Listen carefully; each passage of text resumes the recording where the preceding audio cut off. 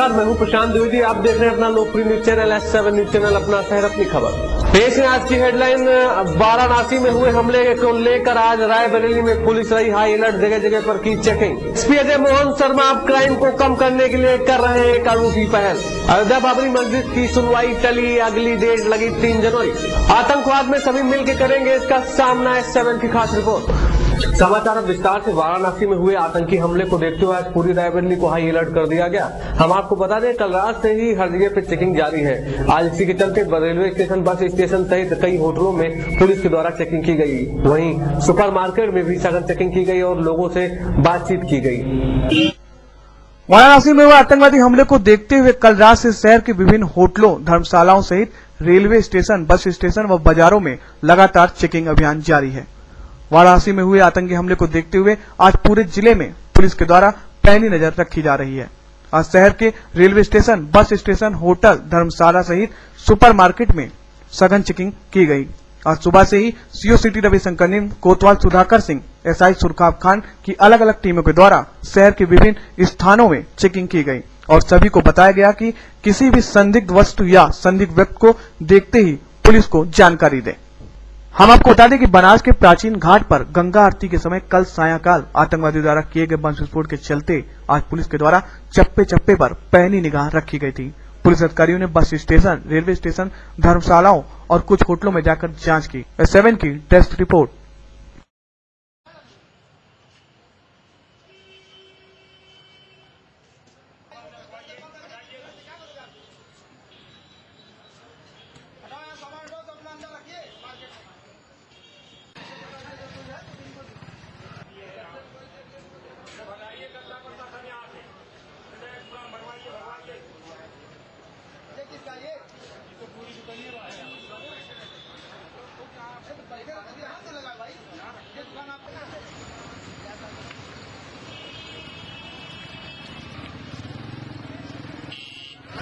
कल रात से ही जैसे ही वो सूचना मिली थी हमको, कल रात ही में हम लोगों ने जो संवेदनशील बिंदु थे, खासतौर से बस स्टैंड है, रेलवे स्टेशन है, मार्केट्स थे, धर्मशालाएं हैं, होटल्स हैं, उनकी चेकिंग भी कराई थी।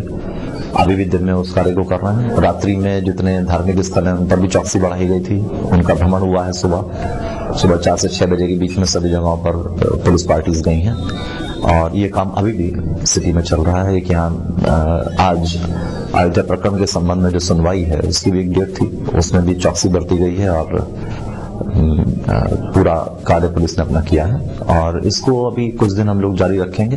जो संदिग्ध लोग हैं उनके बारे में हम जानकारी कर रहे हैं, उन पर निगाह रखेंगे। इंटेलिजेंस के जो विंग्स हैं हमारे, LIU के अलावा बाकी विंग्स हैं इंटेलिजेंस के, उनको हमने एक्टिवेट किया है। GRP और CRPF की मदद ली है और जितने हमारे प्रतिष्ठान हैं उनके जो मालिकान हैं या उनके मैनेजमेंट के लोग हैं उनसे भी हम वार्ता कर रहे हैं, उनका भी सहयोग लेंगे।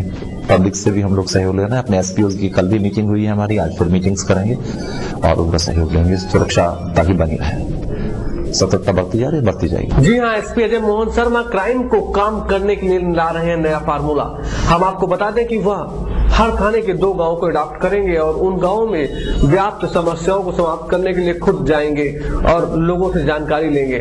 उनके द्वारा यह भी करा जाएगा कि अगर कहीं क्राइम ज्यादा है तो सबसे पहले उस पर ध्यान दिया जाएगा, फिर प्रशासनिक जो भी दिक्कतें हैं उनको भी समाप्त करने के लिए किया जाएगा पूरा प्रयास। उस बारे में बताइए जो आपने गांव के बारे में बताया। बेसिकली 2 अभी ऑब्जेक्टिव रखे हैं हम लोगों ने, प्रयास अभी कर रहे हैं। अभी हमने कोई नहीं कर पाए हैं, लेकिन प्रयास कर रहे हैं कि हम उनको इसी महीने उस पर काम शुरू करें। एक तो यहाँ मुख्य समस्या है कुछ थाना क्षेत्रों में, कुछ गांवों में शराब बनाने की। जो यहाँ हम लोगों ने फील किया है, जो लोग शराब बना रहे हैं उसमें काफी नंबर में संख्या में स्त्रियां हैं शामिल। अगर हम उनको जैसे पकड़ते हैं नाजायज शराब के साथ में, उनको जेल भेजा जाता है, वो फिर बाहर आते हैं तो उनके पास में कुछ और करने के लिए, क्योंकि धंधा नहीं है, कोई और कार्य करने के लिए नहीं, तो वापस आकर के फिर से उसमें लिप्त हो जाते हैं लोग। तो एक विशेष सर्कल सा बन जा रहा है कि वो जाते हैं तो उनका कोर्ट कचहरी का खर्चा बढ़ जाता है और वापस आकर के कोई और काम करने के लिए नहीं है तो फिर से उसी अपने काम में वो लिप्त हो जाएंगे। तो अपराध तो बराबर चलता रहता है, भले ही हम कितने मुकदमे कायम करते हैं, इससे समस्या का निदान नहीं हो रहा। इसमें मैंने जिलाधिकारी से बात की है और हम लोग प्रयास कर रहे हैं कि ऐसे गांवों में हम एक टोटलिटी की अप्रोच अपनाएं। पुलिस भी अपना काम करे, लेकिन बाकी विभागों के साथ मिलकर के ऐसे परिवारों को जो इस धंधे में लिप्त हैं उनको हम कुछ दूसरा रोजगार देने का प्रयास करें, कुछ और रास्ते ऐसे देने का प्रयास करें जिसमें वो अपने पेट पालने के लिए कुछ और बेहतर काम कर पाए। और जब वो इसमें से थोड़ा सा डाइवर्जन होने लगेगा तो बाकी लोगों को भी अच्छा लगेगा और धीरे धीरे समस्या इसका हल हो जाएगा। वरना बार बार उनकी गिरफ्तारी से या बरामदगी से समस्या हल नहीं हो पा रही है।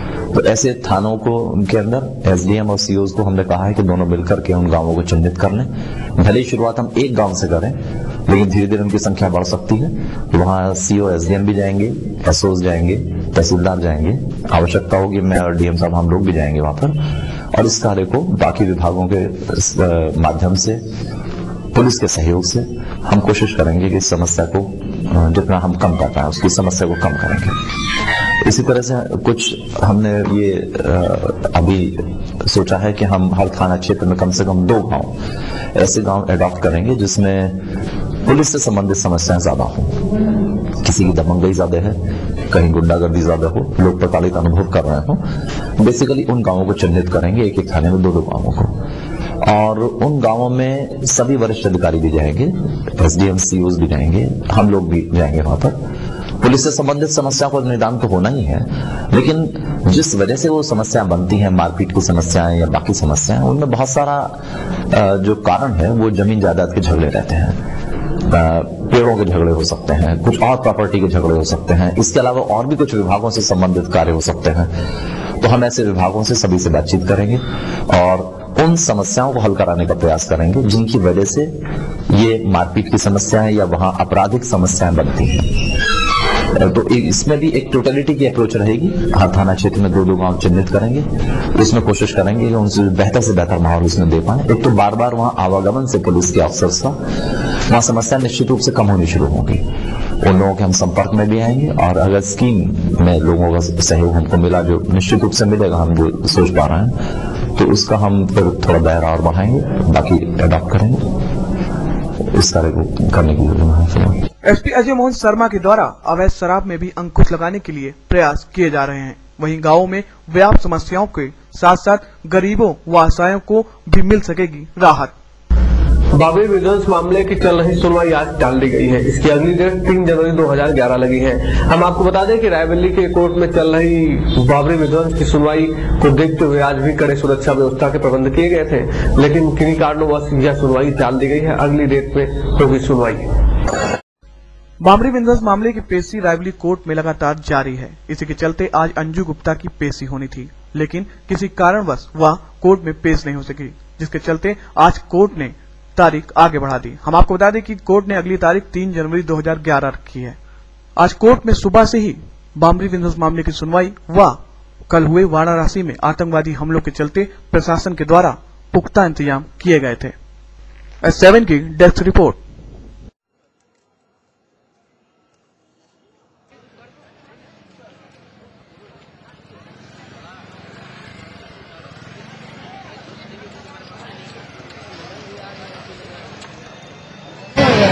उद्योग व्यापार मंडल रायबरेली के अध्यक्ष पंकज मुरारका के संयोजन में आज आतंकवाद विरोधी मार्च निकाला गया। इसमें उन्होंने काली पट्टी बांध के इसका किया विरोध प्रदर्शन।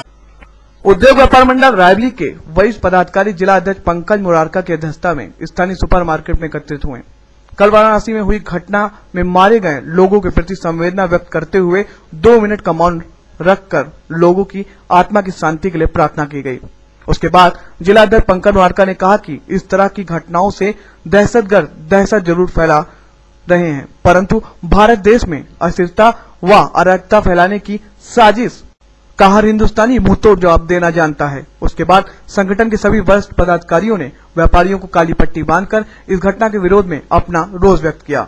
जिला महामंत्री राजेंद्र पांडे व जिला कोऑर्डिनेटर फिरोज नूरी ने कहा कि धर्म और मजहब के नाम पर हिंदुस्तानी को बांटने वालों के मंसूबे कभी पूरे नहीं होंगे।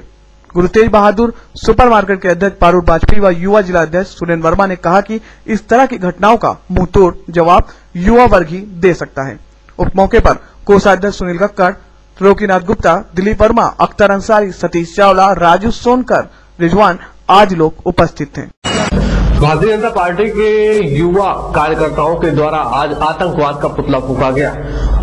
उसके बाद उन्होंने कहा कि आतंकवाद को समाप्त करने के लिए वो भी करेंगे प्रयास। बनारस की घटना पर आक्रोश व्यक्त करते हुए भारतीय जनता युवा मोर्चा के नवनियुक्त जिलाध्यक्ष अनुभव कक्कड़ व भाजपा नगर अध्यक्ष सुनील सिंह के नेतृत्व में आज सुपर मार्केट में आतंकवादी संगठनों के खिलाफ एक पुतला दहन कार्यक्रम किया गया। इस मौके पर युवा मोर्चा जिलाध्यक्ष अनुभव कक्कड़ ने कहा कि देश की संसद पर हमले के मास्टरमाइंड सुप्रीम कोर्ट से सजायाफ्ता अफजल गुरु व 26/11 में मुंबई में हुए सिलसिलेवार हमले के मुख्य आरोपी कसाब को फांसी न देने के कारण आतंकवादियों के हौसले बुलंद हैं। नगर अध्यक्ष सुनील सिंह ने कहा कि भारत में हो रहे आतंकवादी हमलों से भारत डरने वाला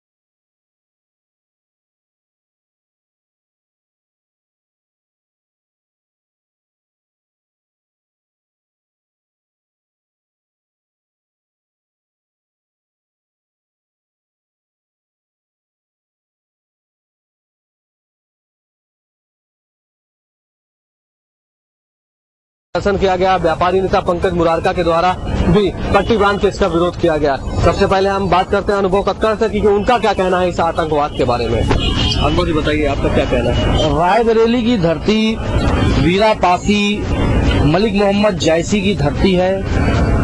रायबरेली की धरती में सदैव अमन चैन बना रहा, भाईचारा बना रहा। बड़े बड़े देश के अंदर गृह युद्ध छिड़े।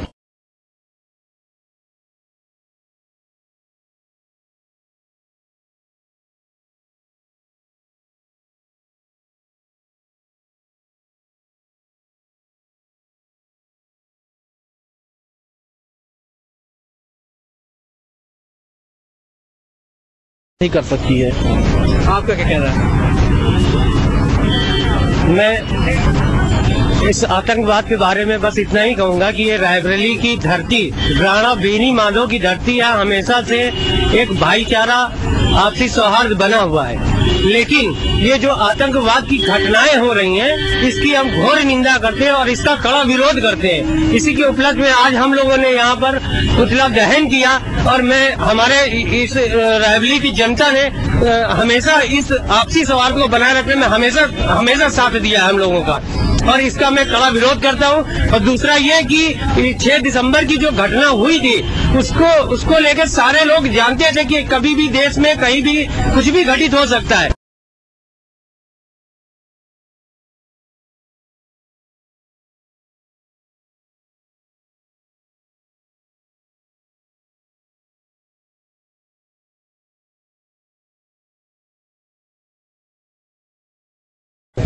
इस तरह की घटनाओं को अंजाम देते हुए हमारे यहाँ अमन चैन बिगाड़ने का प्रयास किया है।